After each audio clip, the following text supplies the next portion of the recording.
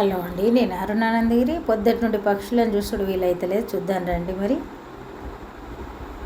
చూడండి, కాకులు తిరుగుతున్నాయి. అబ్బా, ఇప్పటిదాకా ఉండే. ఇప్పుడు వెజిటేబుల్స్ కొనేటప్పుడు కూడా ఇక్కడనే ఉండే రామచిలుకలు. ఇక అటు వెళ్ళిపోయినాయి. పక్షులకు ధాన్యం వేయాలి,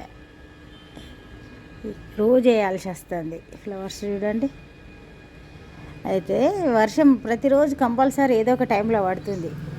నిన్న అయితే రాత్రి 7:30కి పడ్డది. ఒక్కొక్కసారి ఈవినింగ్ 4కి అట్లా, పగలే 3కి అట్లా స్టార్ట్ అవుతుంది. ఇంకా వర్షాకాలం అంటే ప్రతిరోజు ఒక్కసారైనా వర్షం పడితేనే ఉంటుంది. ఆ చెట్టు మీద, పులిచింత చెట్టు మీద ఉన్నాయి పక్షులు. సరే, ఇంట్లోకి వెళ్దాం. మరి చూడండి, మళ్ళీ రామచిలుక వచ్చేసింది. ఇంకా మార్నింగ్ టైం కాబట్టి చాలా డిస్టర్బెన్స్ ఉంటుంది, వెహికల్స్. ఇక పిల్లలు స్కూల్కి పోయే టైం కదా, అందుకని. చూడండి, పొద్దునైతే ఇక్కడ మన పక్క చెట్టు దగ్గరకు కూడా వస్తున్నాయి. అంటే ఎదురుగా ఉంది కదా ఒకటి, ఇప్పుడైతే అక్కడ ఉంది. వర్షం పడి ధాన్యం పోతుంది కాబట్టి మళ్ళీ ధాన్యం వేద్దాం. అక్కడ మనకు ఎప్పుడు రకరకాల నైవేద్యాలు ఉండేవి గద్దె మీద. ఇక ఏ రోజు ఆ రోజే క్లీన్ చేసినట్టు అవుతుంది వర్షానికి. ఇక ఈ పిట్టలు అయితే వరి ధాన్యమే తింటున్నాయి ఈ మధ్య.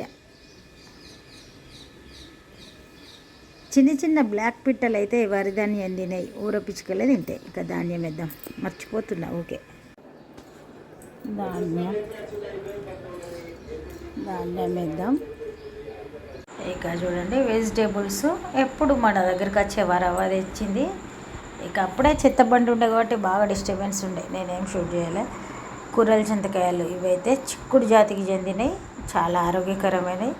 ఇక ఇది ఉంచడమే కొంచెం టైం తీసుకుంటుంది. సరే, మరి ఇక ఆమె వాళ్ళ ఇంట్లో తన కోసం పెట్టుకున్న చెట్లు కాబట్టి మందులు ఇటు ఏమి ఉండదు, మంచిగా వండిస్తానైతే తీసుకుంటా. ఇక చేద్దాం మరి. ఇవి నేను అరుణానందగిరి పాలు పెట్టేసిన, నీళ్ళు పెట్టేసిన. ఇక చూడండి, ఉప్మా వేయడానికి సిద్ధం. ఇక వారానికి 3 రోజులు ఉప్మా అయ్యింది, గడుస్తలేదు.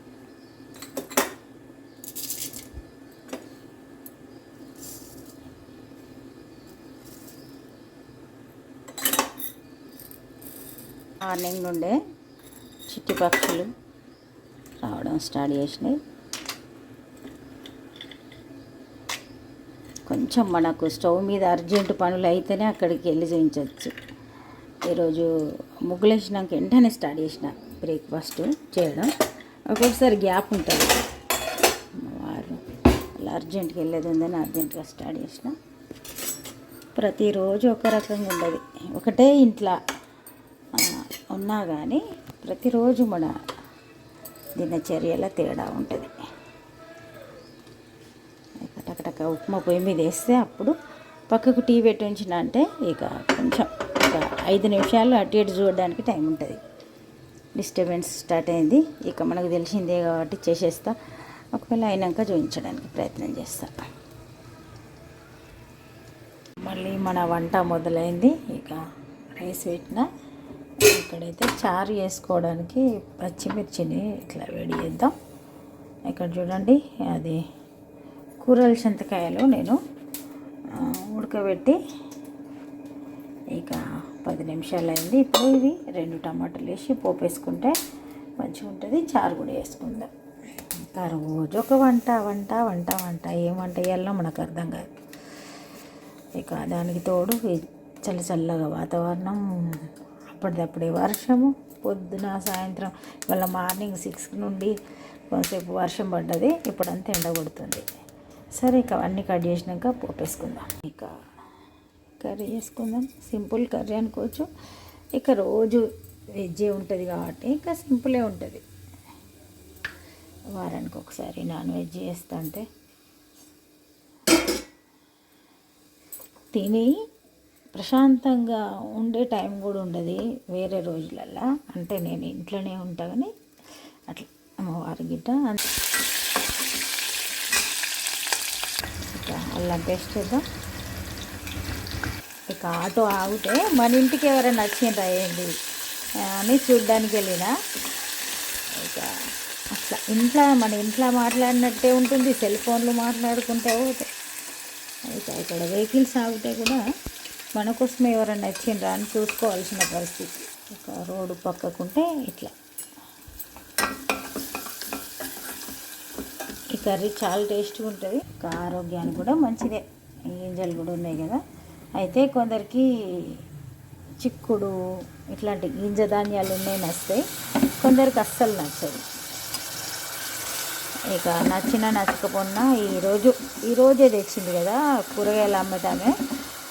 వాళ్ళు ఇంటి వెనక పెంచుకున్న మొక్కలు అవి వేస్తుంది కాబట్టి నేను ఆమె దగ్గర తీసుకుంటా.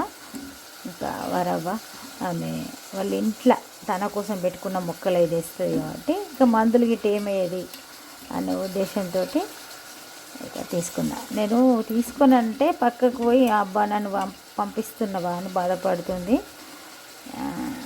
నేను బోను ఇవ్వకుంటానన్నది. అంటే డబ్బులు చేంజ్ ఉండే కదా, చేంజ్ లేవు మరి అంటే లేకుండా ఏం కదా అని అన్నది.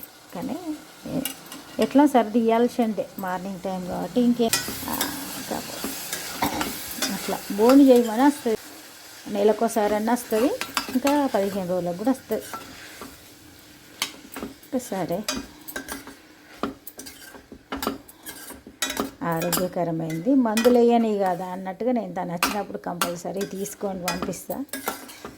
ఇక చూడండి, ఇలా మనము కొద్దిగా ఉప్పు కారం వేసి 2 టమాటాలు కట్ చేసి పెట్టిన వేసి ఒక 5 నిమిషాలు మగ్గించుకుంటే సూపర్ కర్రీ రెడీ అయిపోతుంది.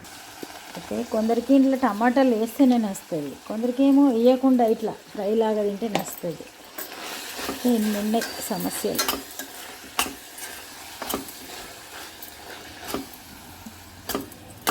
నోటిఫికేషన్లే స్క్రీన్ మీద ఎప్పుడు వస్తూనే ఉంటాయి. ఎందుకంటే ఇట్లా కూడా ఒక్క 2 నిమిషాలు మగ్గించుకొని సర్వ్ చేసుకోవచ్చు, సూపర్ ఉంటుంది. ఎందుకంటే అల్లం పేస్ట్ వేసినాం కదా, మంచి కమ్మగా ఉంటుంది. ఇంకా అంతే.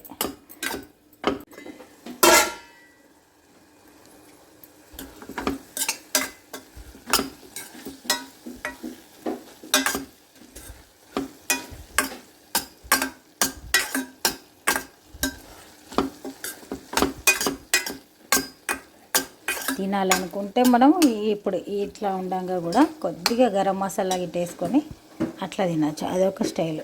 కాకపోతే నేను టమాటా వేస్తాను.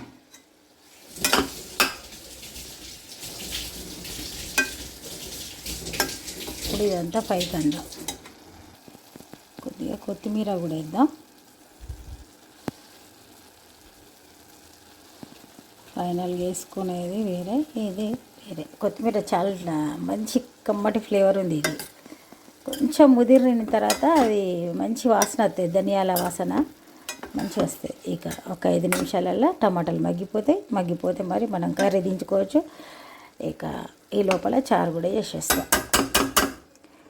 Simple curry.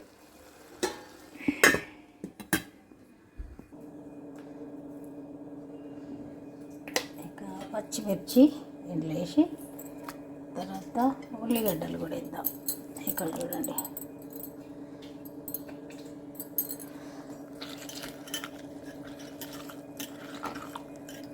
ఇట్లా అన్నప్పుడు చేతులు కొంచెం కారం అవుతాయి.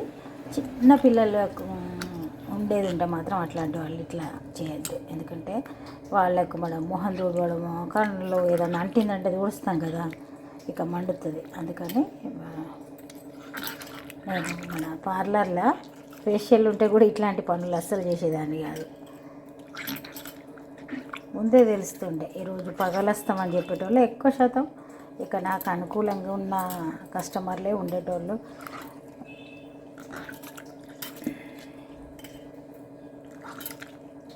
కారం అవుతుంది, చేతి కూడా మనకు కొంచెం సేపు అంత కారంగా ఉన్నట్టు అనిపిస్తుంది. ఇక ఈ కర్రీకి మనకు చారు కాంబినేషన్ ఉండాలి కాబట్టి వేస్తున్నా, చేయకపోతే అదొక వెల్తీ.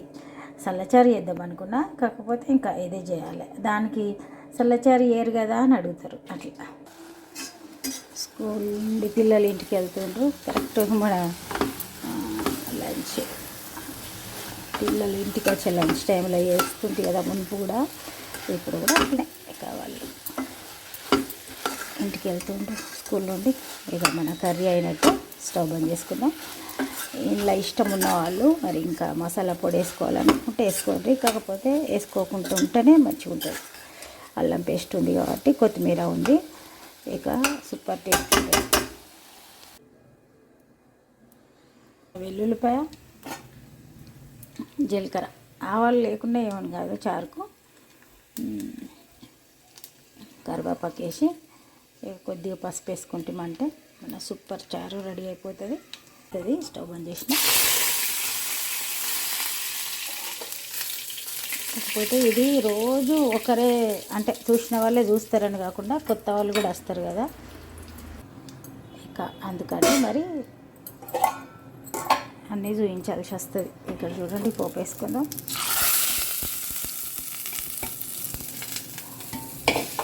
మంచి కమ్మటి చారు అయితే రెడీ అయిపోయింది. రెగ్యులర్గా చేసుకునే చారు కాకుండా ఇదొక చారు వెరైటీగా. చూడండి ఇప్పుడు టేబుల్ మీద ఈ వంట సర్దే లోపు ఈ దానిమ్మ గింజలు కూడా ఒలుస్తాయి. ఇక్కడ కూట వస్తుంది, బయటకే వెళ్దాం. టైంలో మరి మనం తయారు చేసుకున్న పాపడ వేస్తున్నాం.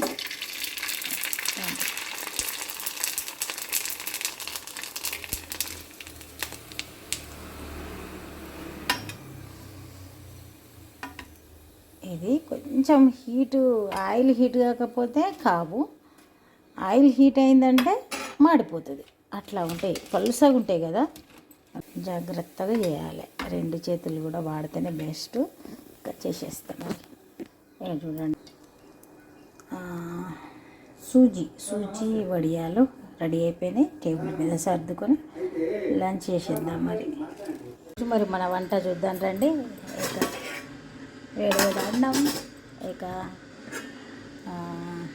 కూరల చింతకాయ, టమాటా కూరల చింతకాయ కర్రీ, తర్వాత పచ్చిమిర్చి కాల్చిన చారు, ఇక తర్వాత పెరుగు, ఇక బనానా అస్సలు తింటలేరు అందుకని దానిమ్మ గింజలు కూడా ఒలిసిన దానిమ్మ గింజలు, తర్వాత బనానా కట్ చేసి లంచ్ తర్వాత సర్వ్ చేస్తా.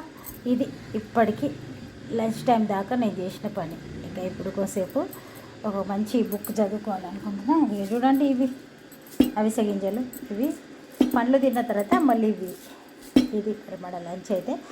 ఇక ఈవినింగ్ ఏదైనా ఉంటే చూపించడానికి ప్రయత్నం చేస్తాను. ఇక ఈరోజైతే ఇంతే. రేపు ఒక మంచి వీడియోతోటి మళ్ళీ కలుద్దాం. అప్పటివరకు అయితే బాయ్.